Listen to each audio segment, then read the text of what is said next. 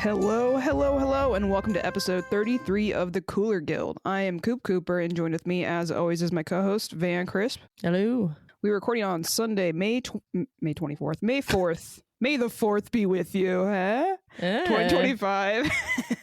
On today's episode, we'll be going over the Reigns win over top of the table KC Current, going over a few other results in the league, and doing our usual quick wrap up and preview for the Reigns' next match. But first, some housekeeping. I want to remind people that the Cooler Guild is part of the Sounder Heart Podcast Network. You can either listen to us on our public feed, or if you're a Sounder Heart subscriber, on the private unified feed with the other podcasts on the network. If you'd like to become a subscriber, just visit our page at sounderheart.com/the Cooler Guild. New subscribers get 10% off the normal rate, and you'll help support everything we're doing. How's it going? Good. It's good. It's been a great weekend since Friday ended well. It's always a nice way to start your weekend. Did you do anything fun besides that? No. Cool. Been a really exciting time. No, I've been getting some stuff together for the upcoming USLW season. When's the first game? The 17th. This month? Yeah. Oh, wow. Approaching quickly. I think that's right. 18th, 17th? 18th. 18th. Okay. It's the 18th. Okay. It'll be a home game. Nice. Well, the weather's good by then. Hopefully. Yeah, it's exciting. We just did a bunch of announcements for players that are going to be joining us for the season, so that's pretty cool. Sweet. Getting all the international paperwork worked out. So, how about you?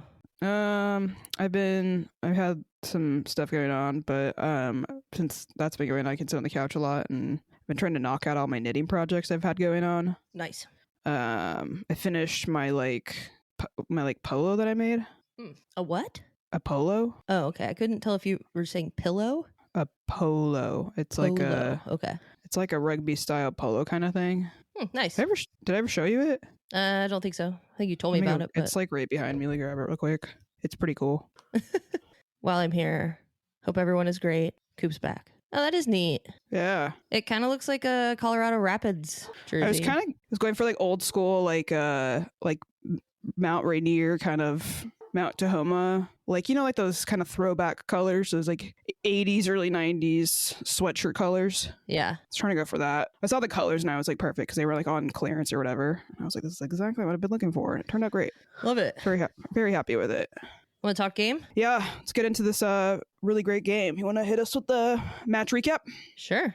The Reign took on league leaders, the Kansas City Current, last Friday at Lumen Field. The first half saw back and forth possession, but no clear chances for either team until the 37th minute, when Lou Barnes' in-swinging corner to the far post was headed back into danger by Jordan Heidema. Lynn Biyendolo was able to get her foot on it, but it was initially blocked before her second chance effort finally hit the back of the net. Casey fought back, but was unable to successfully penetrate the solid Seattle defense, and the team ended in a 1-0 win. Or the game ended in a 1-0 win for the Reign. Hell yeah. Excellent. Exciting. Biyengoalo. We've been waiting for this. Mm-hmm. And we got a game winner, too, for her. It was bound to happen. Had to. That's what we got her for. I loved the Heidema Biyendolo connection, too. Yeah. And you had been giving Lou Barnes a hard time about her corners. Well, the rest of them, okay, to be fair, the rest of them this game were terrible. Yeah, it's true. One didn't even make it onto the field. Hey, you only need one sometimes. No, but that's a fair assessment. I think it's cool too, though. Like, I was thinking about it after the game. It's not often for the Reign that they win a game on one kind of unclear chance. Yeah, totally. Right. It's like we're always kind of looking for that perfect look, and Laura talked about this a little bit in the presser after the game, but you know, being able to be scrappy and pull out a win like this, it's really what you need to do to be a successful team. So this was a great result for the team, I felt like. Big thing that definitely maybe helped the Reign was Shawinga was not available to start. Yeah. Kind of unfortunate, but from a Reign fan's perspective, I mean, I would like to win, and no doubt if Shawinga is on the field the entire time, that is going to hurt our chances. So, in which, you know, there was a game plan adjustment, you know, with her on the field and with her out on the field. But yeah, that's kind of, you do want to see the best players on the field if you're, you know, want a good game and everything like that, but you can only play the team in front of you. Yeah, and that's what they did. We knew that when the availability report came out that she was questionable. Mm-hmm. So seeing her not start, I was like, okay, this is this is good news for the Reign. I thought it was so funny when Harvey had said in her presser that she probably spent more time like rewatching Chawinga like after her injury and like how she was leaving the field because she knew how much of a difference maker she is. Obviously, everybody does. Yeah, but yeah. So now the Reign are unbeaten in 3 games. That's right.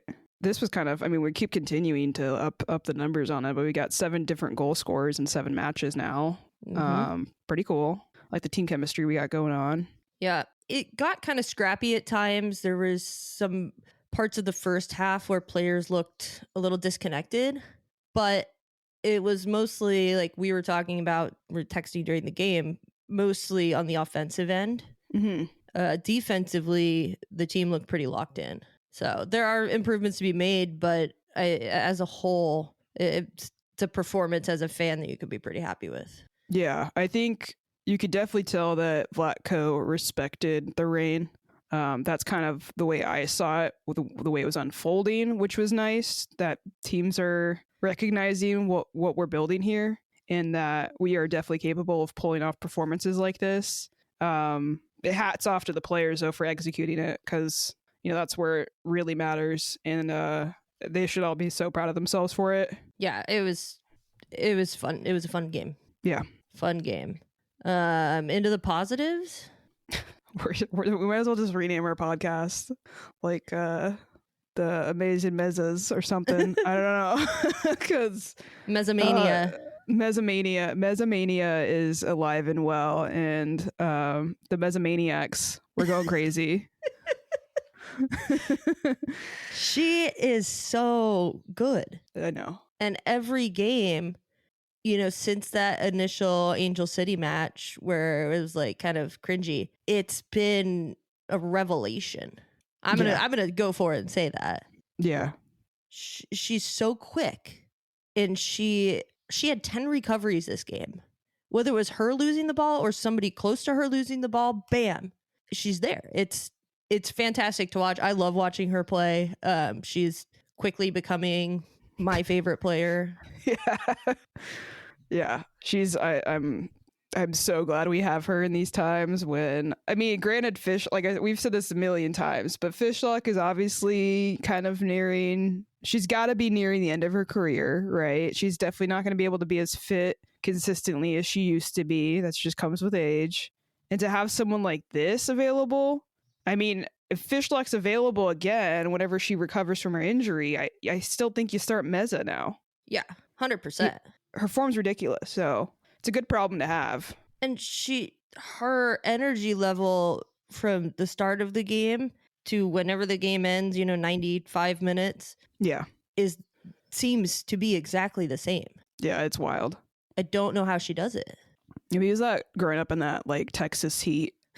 I don't know what it is, but I know. The next positive is kind of a big one. I didn't know how to shut up just one, so I just put the defense.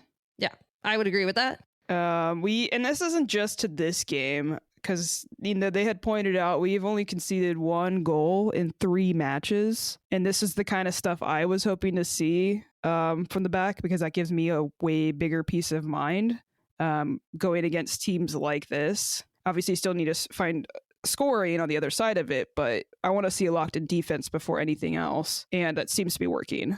100%. And I think we have enough of a sample size now to be confident in that part going forward. And there are improvements to be made. Mm-hmm. It's never going to be perfect, but we complained a lot last year about those little just mental mistakes and just kind of turning off for a second. Yeah. And it caused us great pain last season. It resulted in goals, it resulted in losses, but that's not happening this year. From Claudia Dickey, all the way up to Jordan Heidema, defensively, the team is locked in. Yeah.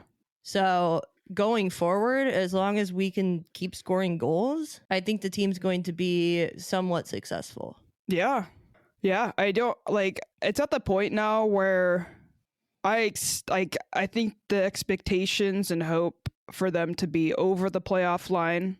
Like, I think we're going to do that. I know it's still a little early to be saying that, but this team is fun enough. They respect each other enough as teammates, and they like playing for each other in a way that I don't see tons of teams doing that. No, the vibes are just immaculate.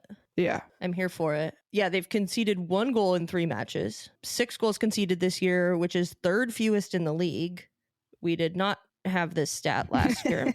And I wanted to point out one thing. So Casey did have a chance in the first half where who was it what got through?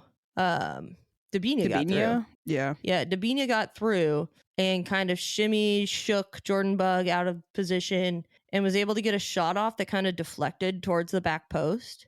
And watching it, you think, oh my God, there was another player running onto it, but Claudia Dickey was there. Mm-hmm. But I wanted to take another look at it because it looked like she kind of just was able to just fall to her side and get the ball. You take a closer look at this, and this is something that I think maybe not everyone would notice, but between that time that shot is taken, deflects, and Claudia Dickey gets her hands on it, she takes 5 steps. Her footwork on that play made it look easy. And I think that's, she said in the presser after the game that, it's the defense, she doesn't have to do much. But when you look at it on a little bit of a deeper level, she's making her saves look easy because she doesn't have to do anything crazy to get to the ball because her footwork is so good. I think we're both a little surprised about seeing this like level up from her. Yeah. I'm surprised, but I am wholeheartedly on board with it. I think she's been fantastic. She came out and got a ball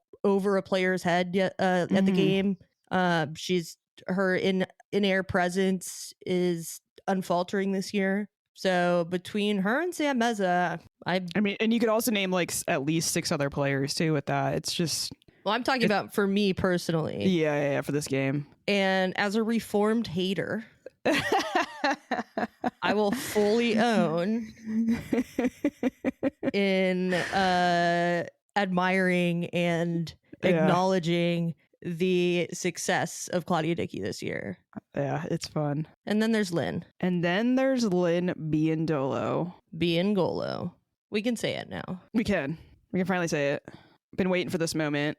First rain goal, and also, love jokes. 69th regular season goal. I wasn't looking at the stats, so when you texted me that, oh yeah, you just said 69, yeah, baby, and I was like, what the fuck? like I'm a fucking 13-year-old boy or something.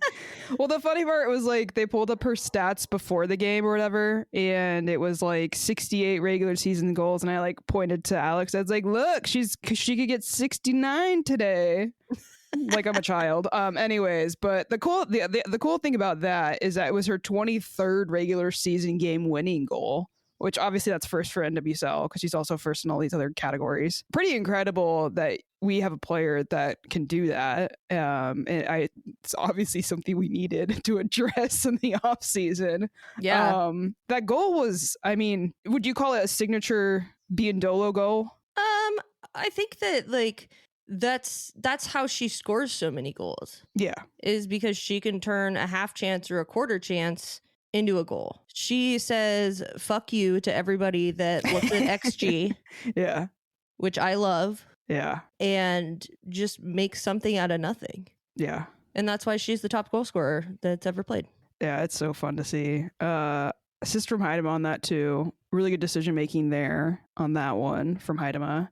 And using her strengths. Yes. Winning with her head. Mm-hmm. Aerial threat is becoming a real big part of her game. And also seeing her she must have bulked up. She doesn't look like way huger or anything, but we had been wanting to see this kind of strength and stuff in her game we've been talking about it for like years. like she just needs to hit the gym. She needs to get mean. Like these are the things that we need to see her level up her game. And it's happening. Like we're seeing it now. Absolutely. It seemed like maybe we weren't there's definitely doubters. I think with her and Lynn on the field together, her being able to like feed off of Lynn's energy. Ooh, it's going to be fun. Yeah, I'm here for it, and I am. It's so excited for the rest of the season because we're really what, 20 something percent into the season. So did you get to see the Latsko on the field afterwards? yeah, I saw the video. They keep like showing her on the sidelines too, and I'm just like, she looks all cozied up too sometimes on the sidelines. So I was like happy to see her on the field and like just like so fucking stoked and hyped up for everybody. Yeah, well, they're all they kind of sit just down below the press box. Okay. They sit right behind the bench. You can see them, like Jess Fishlock's always standing up, pointing, talking about stuff, and yeah, all the players are just they're there for it. Yeah, I'm not sure I should take credit for it, but I'm gonna at least allude to maybe I was the person that got, I don't know the story behind Shea Holmes's face mask getting bat ears on it now, but we did have an entire conversation about it. And I had said, I'm pretty sure her face mask is black, and did you not see Batman on the field to you? And now all of a sudden she's got bat ears on her face mask, her black face mask. I don't like. I mean, I think that most people with that mask could have made that connection. But sure, but we can claim things if we want to until proven otherwise. But I guess my question is that allowed? Like, are you allowed to have pointy things like that on your fucking head? I don't know. Apparently, you are. I don't know. It was cool. I was like, Bat Shay. I don't know if Bat Holmes or Bat Shay is a better one, but I did notice it. I was laughing to myself when she came out, and I was like, oh! I was like, I fucking called her that like a couple weeks ago. So heading into the negatives, there are a couple things. Laura touched on this in the post game, but they were dropping a little too far back, allowing KC to pressure in that kind of final third of the match, and the subs did help with that. But there was some nervy moments in the second half where there was just no possession. But they dealt with it, so yeah. And like when you're playing a game against a team like this, the scoreline is all that matters at the end of it. So well, I'd agree. But you're not going to get a second goal if you're just kind of struggling at that point. No, and that was part of my things that I wanted to see in this match was perhaps 2 goals. Yeah, and that definitely was not trending that way by the end of it. Yeah, I'd just like to see them be a little bit more connected when facing that like high pressure and trying to be, they switching to like a low block to be able to get that ball out and gain and kind of keep possession and move it through into the other half of the field. That would be great. Yeah. The one thing I wanted to kind of really touch on was, because it seems like part of Casey's, the way they were setting up quarters and stuff is they were trying to get the ball to Haley Mace because she can shoot from distance. And it didn't seem like we had anybody even trying to mark her at the top of the box. And she had a couple of open looks for that. I mean, they didn't amount to anything, obviously, but there are players in this league that will punish you like that. And I just want to make sure we're kind of marking up maybe a little bit better for that. I could see that. But at the same time, I'd rather make sure that what's going on in the box is taken care of and leave that less dangerous shot open. Yeah, I just don't want to be haunted by a banger. Fair. I hate being haunted by bangers. It's annoying. I mean, I don't like being haunted by like bad marking in the box. That's for sure irritating. But I don't like being the victim of goal of the week on the other side of it. You know what I mean? I don't think Claudia Dickey will let that happen. Yeah, I was gonna say like I think maybe they were okay giving up those things just because they know Claudia Dickey's ability to kind of stop shots like that. Yeah. Apparently, so the big news came out this week that the Sounders and the Reign have signed a local media deal. So they've partnered with Fox 13 to have the game on local cable. And they're also bringing in announcers in a pregame show. They're going to be featured on the weekly Sounders Now Reign wrap-up show. So that's really good visibility for the team. And I think it's just another positive from that association with the Sounders, with the new ownership group. And Kellen Rowe was the sideline reporter. And I think he was like the one positive thing that came out of that coverage. I didn't watch that coverage, but from what I heard from people in the Discord was that it was awful. That's disappointing. I'm obviously not in the Seattle area, so I don't. I mean, it's not obvious. I'm not in the Seattle area, so I don't get to watch those games on that network or whatever. It was kind of funny because I saw people complaining about they were like not getting the names right. Yeah. Stuff like that. But then like on the call that I had, they were also not getting any names right.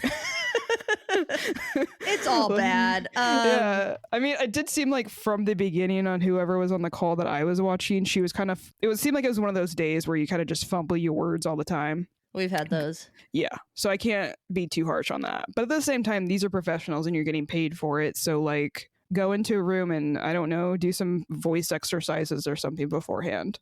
Or, look at a pronunciation guide. Yeah. What an idea. Let's see. So yeah, anyway, that was pretty bad. People did not like that.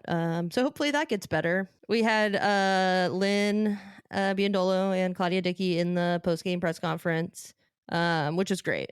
Every time Lynn Biyendolo gets asked a question about anything, I swear, it's happened twice. I mean, both home press conferences she's been in. She just talks about how much she loves playing here. She says it with like so much pride and joy that I don't know, you don't expect the leading goal scorer of all time to come to a new team and just be so grateful and thankful and just be genuinely appreciative of the organization, the team, the community, the fans and everything. But she says it over and over and over again. And I think it's kind of just what makes the success the team's having make sense. Yeah. And you can just see it in her face. And like, that's what you want. And that's when you're going to get the most out of a player, is when they are just over the moon to be playing somewhere and to be playing with the people they're playing with.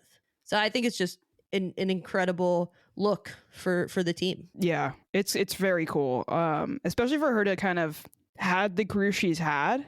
I think that's kind of way it makes me feel more special, just because she's been with so many teams and had success with other teams, but we've never seen her talk like this.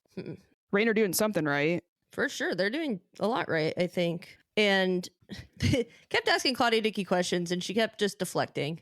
Just like, well, it's defense. Defense is so good. Everyone's doing what they're supposed to do. Yeah, everyone in front of me is just really taking care of things. I don't really do much. People always tell me good game, but I didn't really do much. And Lynn pipes up. You can also see her like smirking to like the side of her while she's like just like downplaying her game. Yeah, and so Lynn pipes up and she's like, I just want to say, they have so many meetings. The defense has so many meetings. We go into the locker room and the forwards are like, where's the defense? Oh, they're in a meeting. Because they're just working so hard to really get better. They're constantly going over film. It was funny. And then Lynn said, oh, she's our humble queen. Yeah. Got a comedian on her hands. Love that. Sure do. I think she gets that from her husband.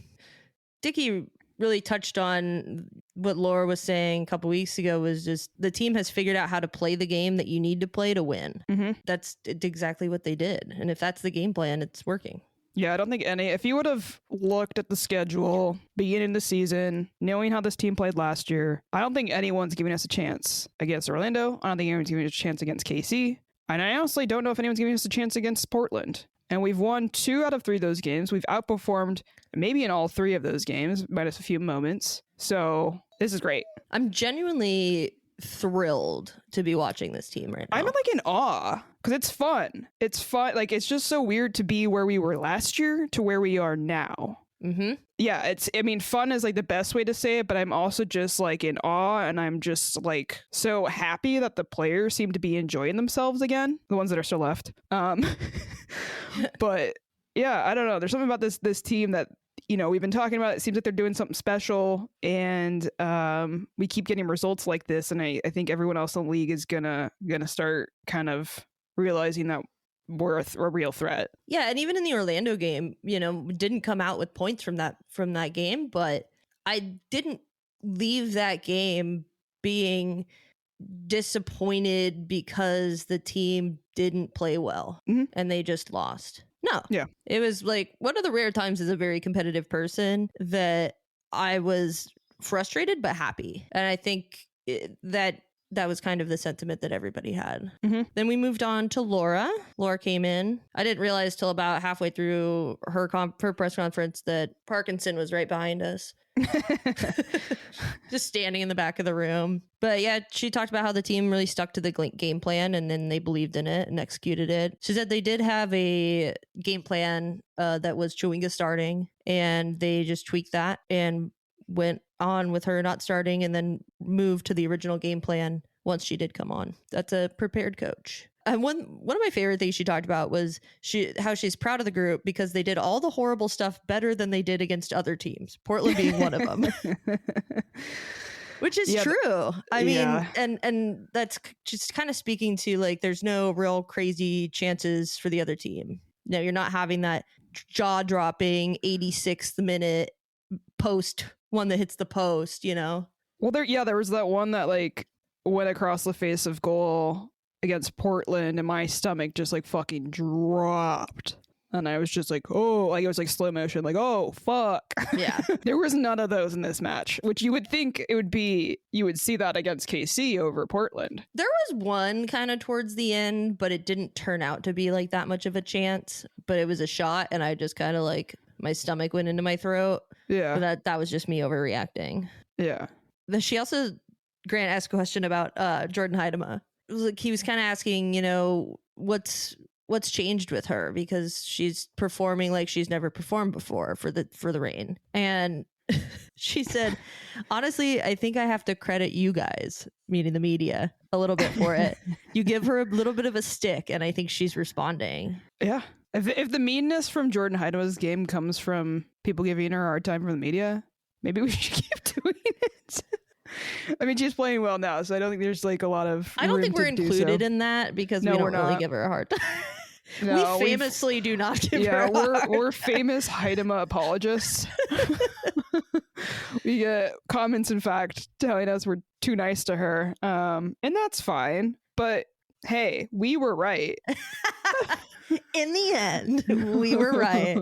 And then Harvey goes on to talk about how she was speaking with Vlatko before the game and talking about the age groups, like the ages of their players. And she mentioned that, you know, Jordan Heidema was only 23 to Vlatko and he was astounded. Mm-hmm.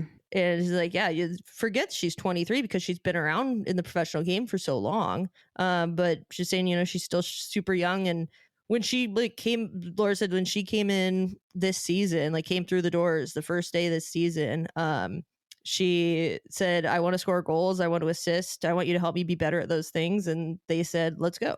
We can do that. Yeah. Was it Harvey? They were talking about, I don't know if it was Harvey or if it was Lynn. Someone had mentioned that like the Reign haven't even, like we have the highest ceiling. And that definitely includes Heidema in that. Yeah, Laura was talking about it, and she said basically like the limit does not exist. Yeah, we're just kind of at the beginning of all of this, and Lynn had mentioned like this is still a new group of players, so you know, week after week they're going to be learning something new, something maybe even big from each game, and they're having fun with it, and they're excited about it, and they're enjoying this process, and I think we can all tell. Yeah, it definitely translates, and it infuriated me that there were only 5,912 people in attendance for this game. Yeah, it sucks. I just don't understand. I don't either. It's so fun. Mm-hmm. And now they've got the Reign City Social thing happening, you know, underneath the Hawk's Nest every home game, where they had Latsko over there signing autographs, talking. Apparently Ryan Brown was like out in the concourse, like signing autographs. This is fun. What the fuck is wrong with people? I don't know. We've been pissed off about this for years.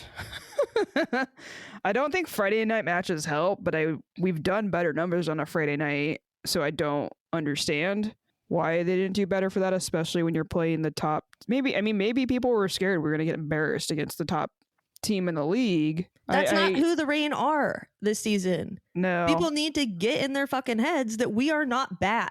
No, we're not bad. We're not only that, but we're fun. I know that like we're all a little scarred from last season. Yeah. But this is a different team. It is a different team. This is a different team. This is a different energy. This is just something different, and it's exciting. Come out and watch the fucking game if you can. Yeah, please. I have an excuse right now. I also live several hours away, but I'm not talking about you. I know. I'm just the Seattle metro area. Yes. I always just feel like a hypocrite when I'm like, go to fucking games, and I'm like, I don't go to fucking games every time. I'll go once I'm more healed up. Yeah, please go. Let's get your friends to go. Tell your friends about it, because I'm sure anyone who's listening to this is probably going. So get the word out. Tell them about this podcast. So we can get them kind of like, up to date on what's going on with the team and why they're so fun to watch. Because that's how you get fans to games is we show them who these players are and why they're so fun. I welcome new people.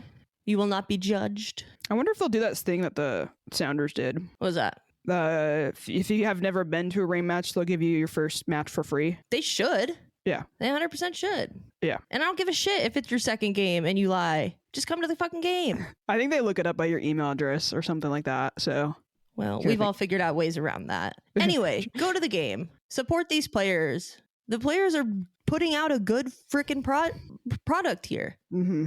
It is exciting. It's fun. It's enthralling. There's a narrative. Get in it. Get on it. Thank you. I'll get off my... Thank you. Anyway, speaking of what a wonderful community we have, great segue here. We did put out on the Discord call out for community questions. First one comes from Wood Bushery. I wanted you to say that.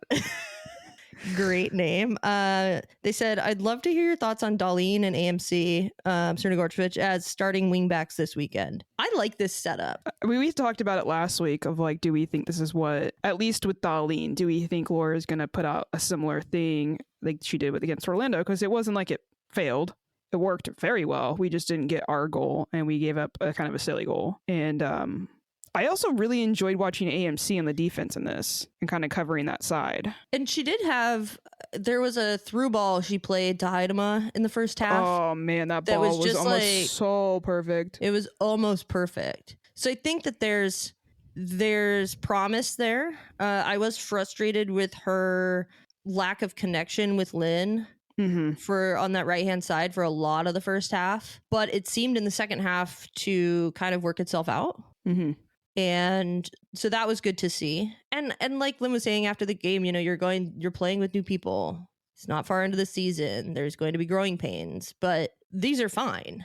And yep. AMC was great defensively. Darlene was great defensively, but I think we have to be cognizant of the fact that Maddie Darlene is an offensive spark for the team and to not get stuck with her so far back. I guess that we can kind of tie this into the next question with something else I wanted to follow up about. Mongolian BBQ asks, will there be any roster maneuvering to accommodate the return of Sofia Huerta?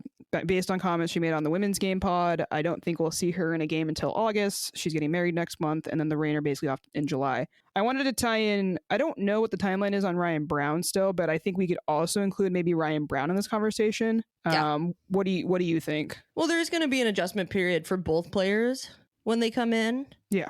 I don't know with Huerta, what her fitness is going to be like. I don't know where Laura is going to be looking to play her. Mm-hmm. I don't know, like, because it's really tough with what you have right now. But I do think that if she's still on her game and if she comes back, in form, like kind of how she was getting to be back in form when she went out on loan, I could see her, replacing AMC in that spot. I don't think you take Darlene out. No. I think that would be maybe like to start with. You don't bring somebody back from loan and then just automatically like replace someone. But I think that trying her, and as that like 60th minute sub mm-hmm. is probably what would be expected. Yeah, and when she's at her best, she's a game changer as well with the kind of service that she can bring in. That's something that we definitely want to get worked back in. So it's gonna be tricky to manage. But she's a game changer. Yeah, impact player, and you want somebody like that on your team.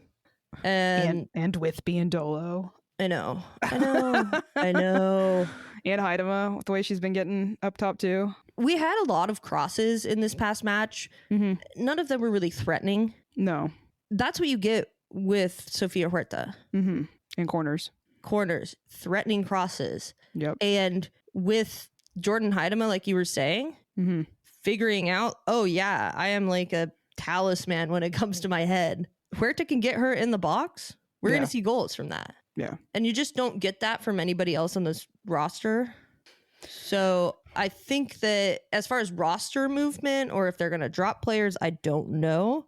I think the question that says accommodate the return. I think the appropriate way to think about this would be not necessarily accommodating, but working her back in. I also think that there's ways that we use players like AMC that like we might want to sub her out for very, different opponents and all that stuff. So I think there's maybe matches where it's better suited for a game from Huerta or better suited for a game from AMC.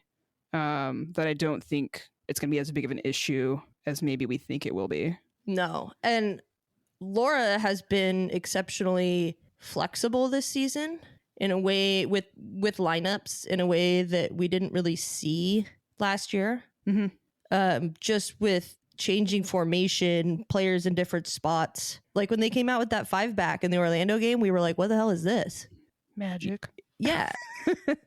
But she's been so much more pragmatic this season in how she's lining the team up that I don't doubt that there will be games when AMC gets on the starting lineup just because there are bigger defensive threats or offensive threats for the other team. So you need that big body and just that physicality there that she can bring. Whereas other times it's going to be a little bit more nimble and you're going to need a player like Montesir when she's healthy. Mm-hmm.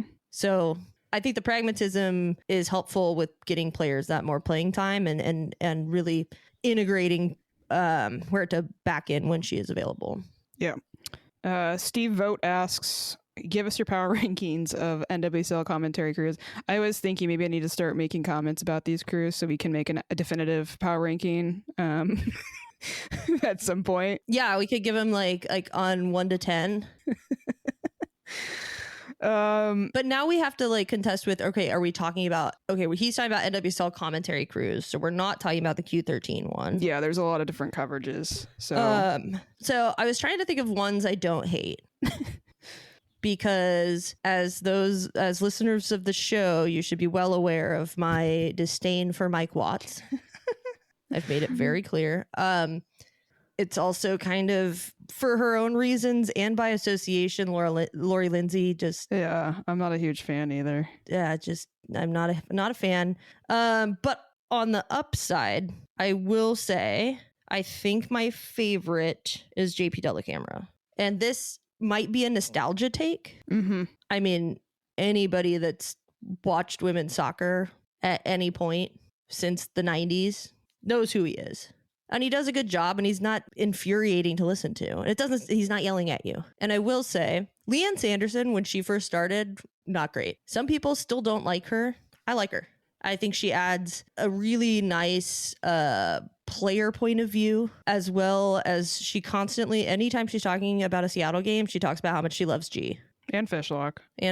So I think there's a lot of like respect there from her and just like personal knowledge. And she's gotten better. You could see the growth with her if you've been listening to her since the beginning. So there seems to be an issue that keeps happening where the commentators aren't fully engaged into the actual game and they keep missing potential. Because like when you watch a good commentary, if someone do a commentary that's really good, they give you iconic celebrations, like commentary with a goal, right? And there's been so many moments this season. Because they're commentating what's going on. They're not into the game. They're not into the game. No, they're talking about bullshit, trying to fill time. And it's like, talk about the game. Talk about who's on the ball. I want to be able to know what's happening if I'm in another room. Yeah. I don't want to hear about a stat from 4 years ago that makes this game interesting. Yeah, it's fucking stupid. But yeah, you're right. There's like the Jordan Bug goal. There was another one over the weekend. I can't remember who it was. It was the Louisville game. Because I wrote in the notes for that golf announcing. Like they need to go run. They need to go. I don't know. Like I think they honestly maybe need to get new crews in many cases, but someone needs to like make like a fucking hit clip or something of like iconic goal calls or something to like inspire these people, because I just genuinely do not get the sense that they even care at times about like what their job is and like what they're responsible for. Because when you have those goal calls, those incredible goal calls, you put those on highlights, you can send those on like social media. That's what gets people who maybe don't always, you know, see clips for stuff for like women's soccer or whatever. If they see like a great, they feel the excitement from the commentator, that's going to get other people excited. If you're kind of just fucking walking through it though, why the fuck are people going to care? Or if you're talking about something that is virtually unrelated, and then you're like, oh my God, a banger. It's like, it's fucking dumb. Not, oh my God, it's been a buildup. Watch the freaking game. Yeah. They need to have like a, I don't know, like a boot camp show challenge for the NWSL to do commentators. They need to do something different. It's not working as it is. No, it's, I mean, we could start ranking the commentary crews, but we could rank goal calls for the week. Ooh, that'd be good. Yeah. All right. Thanks for the questions. It was great. Really appreciate it. I think we're going to move on to Cooler Player of the Match. The Cooler Player of the Match is brought to you by the Doctor's Office, a great little 12-seat bar on Capitol Hill. The owner is a big fan of the rain and is proud to be our first sponsor. This was tough. I feel like sometimes we keep saying that, but it's because I think the team as a whole is meshing pretty well. So it's hard to sometimes pick out one player when it's a group effort. Well, and I think that each player that we picked out for Cooler Player of the Match this week, it was for the same reason. Yeah, definitely. So Coop came up with the name for this, but what are you calling it for Cooler Player of the Match this game? It's going to be Laura's locked in defense. Yeah. The whole defensive effort. Yeah. We talk about this, and I had pitched Meza and McClernand to Van, because Meza's a monster. We already know that. And then I went, because I don't know, McClernand's been kind of like, she's been solid. And then I went and looked up some of her stats, and she was like leading the team in passes, and her passing percentage was insane too. Mm-hmm. And then she kind of came up with some very good, I don't know if they were saves, but her interventions in the box when like there was a couple moments where Bug was, I don't know if she was fully cooked. She definitely got cooked on one play, and McClernand was there to kind of recover for her. And then you had said maybe Heidema because of her aerial efforts defensively. And then also Lou Barnes. Yeah, but it was too hard to pick one. Yeah, I don't know. Lou Barnes getting stuck in that first half of that game. And I will say, I made a post on Bluesky during the game. Just like Lou Barnes got like thrown sideways when she jumped up for a header at one point, and a player kind of undercut her a little bit. And she still landed on one of her feet and did not fall down. And I was like, what is this? You are 35 years old, ma'am. Like, she is an athlete. Yeah. She is an absolute athlete, and I am in awe of her. Yeah. She's one of the more underrated players in the league, for sure. Pretty cool to see her still doing it. It's still doing it well. Against a team like KC, too. Yeah. And actually, there was an additional question Lickett put in at noon. Oh. And into the Discord, the community questions. I already have my personal answer to this, but should Lou Barnes be automatically inducted into the Soccer Hall of Fame solely based on her being the first 20,000 minutes played, all with Seattle Reign? Yeah, probably. Yeah, probably is the correct answer. But while we were on it, I thought, oh. Yeah, it's fitting. The Laura's locked in defense. Congratulations on being Cooler Player of the Match this week. Thanks once again to our sponsor, The Doctor's Office. The Doctor's Office is the best place to grab a drink before or after rain match. Swing by today and try one of their limited edition cocktails, like the sneaky good Cornishian and tonic. They add pickling brine to a Cornishian infused gin and top it with tonic water. I love pickles, so I would like to try this. You also love gin. I do love gin, and I know who doesn't love a tonic? I mean, I say that as a joke, but like truly, I do love tonic. Check out their Instagram at TDO Seattle, or better yet, go drink there in person. Cheers. Clink. Thank you for listening to the Sounder at Heart Podcast Network, which now includes Nos Arietes, Lobbing Scorchers, and the Cooler Guild. We've been independent since August of 2023, but need your support to make sure it continues. Although this podcast is free, it's only made possible by your continued support. Memberships start as low as $25 a year, which not only helps make podcasts like this one happen, but also gets you access to everything we produce. If you're able to support us at higher levels, starting at $75 a year, you gain access to a host of other perks, most notably entry into our members-only Discord, where the smartest, funniest, and most engaged commenters share their thoughts and ideas. To find out more, just visit sounderatheart.com and click the subscribe button in the top right corner. Thanks for listening. Other games from around the league, you had Spirit and Angel City playing in a goal off. What's going on with the goalie keeping in this league? Sometimes. I don't know. Lorena even looked shaky in this game, in the rain game. Yeah. So I don't know. But the game ended Angel City winning 4-3. It was the first sister to sister goal in NWSL. In my notes I wrote in insert sister theme song here. Sister, never knew how much I miss ya. Na na na na na na. Isn't it something like spitting on the family tree in sister synchronicity? Sister. Okay. My one takeaway, other than that, well, there's a couple, but Gift Monday for watching Spirit is good. Mm-hmm. She's going to be a player to watch. I mean, people are already watching her because she's scoring, but she's good. Late in the game, because this was like a 90-something minute game winner Against the Spirit. Yeah. Sam Lady Love Sam. was so excited. Good for him. He ran like halfway onto the field after the goal. He was flying. Yeah. He wasn't on the field. He was flying. His feet weren't even there. You can't red card him for that. He was in the airspace. No, he got red carded. So he will not. To be fair, they've got a new coach lined up. So like, I love all the rain people just absolutely just gassing him up. Yeah. Like, live your life. Yeah. Live, laugh, lady. Live, laugh, lady, for sure. Houston, Louisville. Louisville won 2-1. Avery Patterson had a dope goal. A little step over move, shimmy to the right footage banger. This is the game where there was terrible announcing because there was another banger on the other side of the of the field, and there was just like some weird soft discourse happening on the commentators, and then they were like, oh no, a goal. The other notable thing from this game, Jordan Bloomer, Louisville backup goalkeeper, had her first NWSL start, and she had a triple save moment that was pretty dope, just like reaction save stuff, so that was cool. Next up, we had Boring FC beat Orlando 1-0. Portland beat Orlando, which Orlando was cooked after we played them. Yeah, they've been struggling. We laid the groundwork on how to deal with Orlando. We figured it out, but couldn't execute. Yeah.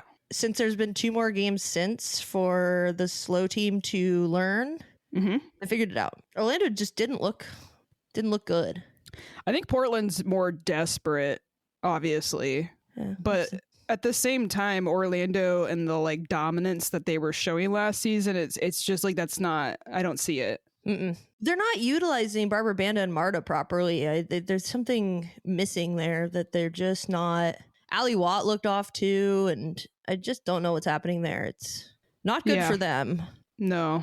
Next You're up, welcome, Portland, though, to for us, we showed Portland how to kind of deal with it. You're welcome. Next up, we had Utah, North Carolina. North Carolina beat Utah 2-0. Ashley Sanchez hit an outside the box kind of. The ball was bouncing towards her, and she kind of adjusted and just ran like full force onto it. Yeah, and just with nice. a big snap, right-footed laces shot, just absolutely screamed it in. So that was nice. And right before we started recording today, Gotham Chicago just ended. That was scoreless. Utah remains the worst team, is all I'm saying. Yeah, Chicago was able to take care of Gotham. And Alyssa Nair made a big save at the end of the match. So big ups for her. 1 point for Chicago. Yeah. Against Gotham, too. I know. They didn't let us their score. There's still one more game this afternoon. It's Battle in the Bay, I think. Got San Diego and Bay this afternoon. That game's at 7. I don't know. Not like this episode will be out by then. Yeah, but... this episode will be out. It doesn't matter. Yeah, San Diego Bay. They are playing at Snapdragon. This is semi-related to at least an owner in the league. Michelle King's London... What's the team called? The London City Lionesses. Won to get promoted, right? To the Women's Super League. Yep, the top tier in English women's football. There is obvious reasons why I think an owner shouldn't be lifting a trophy on the field, especially with the players. Like, whatever. Do you want to get a photo up afterwards after the players celebrate their wins or whatever? But Michelle King, so the team wins the league. They got their trophy ceremony that's happening on the field or whatever. And it really does look like Michelle King is trying to maybe grab the trophy. Like, so that she can be the one to fucking lift it, right? And so she doesn't end up lifting it, but she's right next to who's the captain of that team? It's someone very notable. Let me look real quick. Aslani. Oh, Kosovari Aslani? Yeah. So Aslani is... Oh, that's right. They got her. I forgot about that. Yeah, they got her to kind of get this promotion, whatever, get the team going, throw money at whoever you need to, whatever. But she's like... you can look, it's so fucking awkward. She is trying, like, Michelle King is on the field with the players for their trophy celebration, which, like, for the lifting, like the first lifting of this trophy, right? And which, like, you don't fucking, like, if you're gonna be the owner lift, because I've seen, like, Wrexham, right? The two owners of Wrexham, the Americans. Mm-hmm. I've seen them on the field lifting the trophy, like, afterwards or whatever when they've won. They've obviously turned the whole club into a thing, got them to where they're at now, whatever. It is what it is, but she was the second person to lift that trophy. Yeah, there's some weird like cult following because she puts money into the game. I just don't. It weirds me out. It's not good for the culture of the sport to have somebody acting, I would say, the way that she does around players. Yeah. And trying to kind of just be the face of it at times, because there's a graphic that also got put out. And she's like dead center of the graphic. Biggest part of the graphic. Yeah. I don't like it. I'm not a fan of it. I think it's fucking weird. I think the players are the ones who should get all the credit. I mean, do your shit behind the scenes. Take credit there. Interviews, whatever you want. She also and it's like we all know it's you. So I don't know. It's weird. It's fucking weird. If we saw imagine we watched the rain on the field, and then Adrian Hanauer, they won a championship, and then we see Adrian Hanauer shepherding out the trophy with Jess Fishlock, and then Jess Fishlock lifts it, and then Adrian takes it second and lifts it.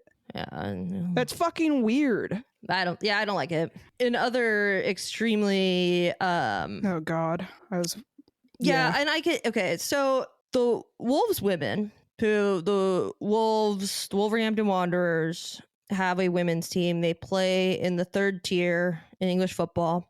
And this year they were going to promote two teams from this league, the Northern Super, or the Northern, I can't remember what it is. I don't have it pulled up, but they were going to promote two teams. It used to just be the team that won the league. And this year there's going to be two. Well, they didn't tell the players that their shitty ownership and their director, Jeff Shee, did not put in a promotion bid.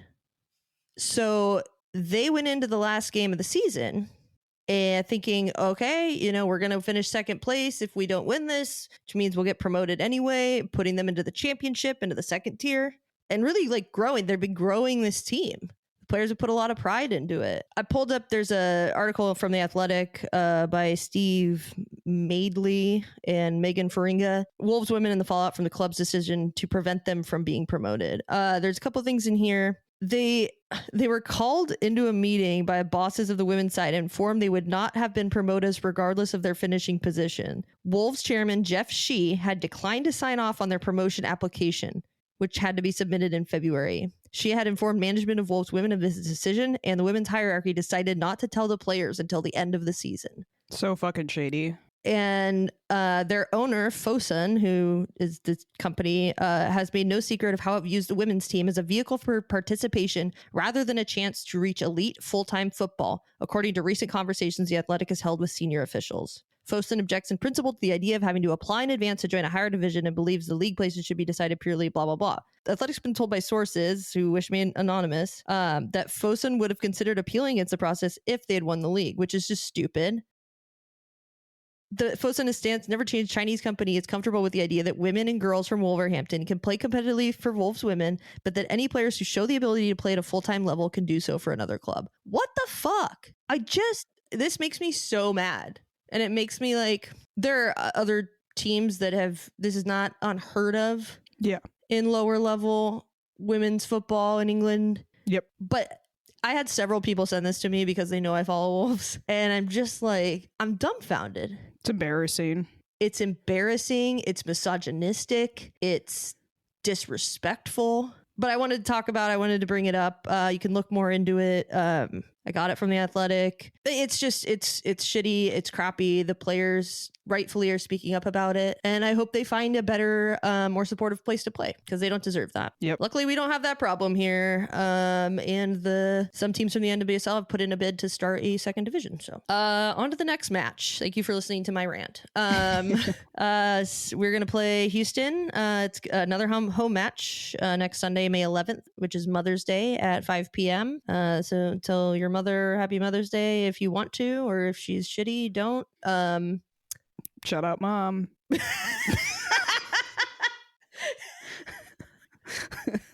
I know I'm not the only one. I like my mom. She's not terrible. So Shout out, anyway, sup Tony.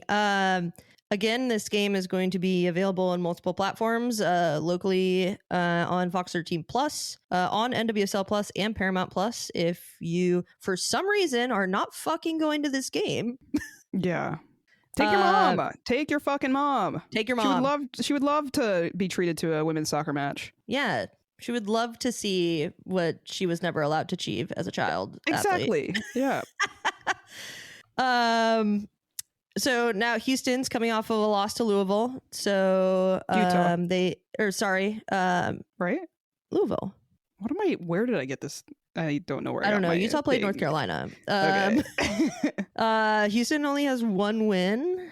Oh, that's what I had. Their own one win was against Utah. Yeah. So that's not saying much. Really isn't. And they're coming off of a loss. So this is a good chance for the Reign to extend their unbeaten streak and maybe start racking up some goal differential stats and get more than one goal. I think this is one of those games where things I want to see. I said last time to get 2 goals, but I think I was fine with the 1 goal thing as long as we didn't give up any. Obviously, it's a stupid thing to say, but anyways. But yeah, this is a game where I really want to see multiple goals. Yeah, we are currently sitting in 6th place behind Washington Spirit. So we're at 11 points tied with Angel City, but we have a better goal differential. And Houston is sitting at 12th. So this is definitely a game, stats wise, that we should win, and we should win by a larger margin than maybe other teams that we've played recently.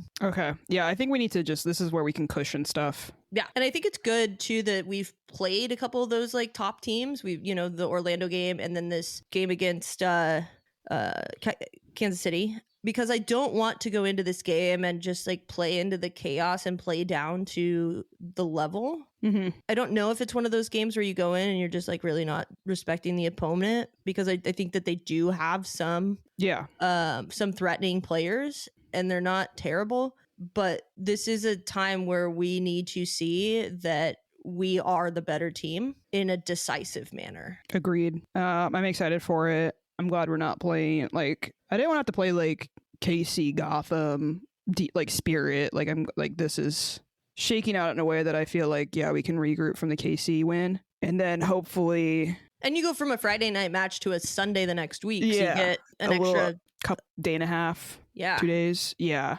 So yeah, I'm expecting, and then Houston has to travel too. So. Yep. And that's not a quick flight. You got any shout outs this week? Shout outs. No. I don't think so.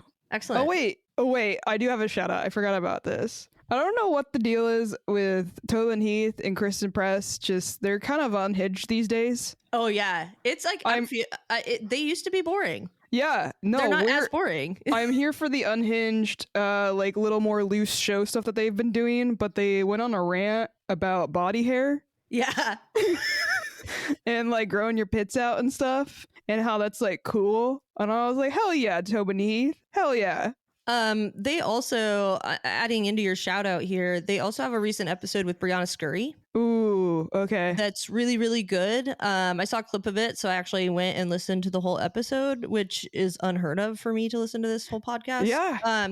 But Brianna Scurry talks about how, you know, she like was confused why she didn't get, you know, kind of the following that the bigger players did when she was such a huge part of that 99ers team. And then she's like, okay, is it because I'm black? It's because I look different. And she realized, no, it's because she's fucking gay. She's an out gay player. Yeah. Nobody talked about it, I guess, the media wise, but like they knew, like everybody knew because she was out. That's kind of why brands and things didn't really jump for that opportunity, which sucks. But I love that she's talking about it, and they gave her the platform to do that. So cheers to them. Yeah. Thanks once again to our sponsor, the Doctor's Office. You can go follow us on Bluesky or Instagram, Cooler Guild Pod. You can send us an email. We love an email. We did get an email this week. We will get back to it. I promise, Ron. The email is... Oh, it was Ron, right? Yeah. The email is thecoolerguild@gmail.com. You can visit us at our main website, sounderatheart.com/thecoolerguild. We're also on YouTube. I'm not having every episode up there, but I'm trying to get most episodes up there. youtube.com/@thecoolerguild. You can go rate. If you want to go rate, please go rate wherever you're listening, 5 stars. Till next time. I'm excited. Great. Me too. We love a dub pod. Let's do it again. Let's do it again. All right. Stay cool, y'all. Stay cool, y'all.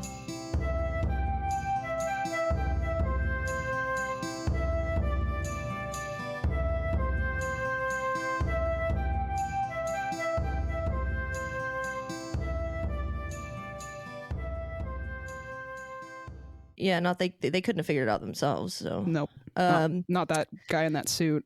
Oh God, it was so bad this week. Yep. It looked like diarrhea. Anyway,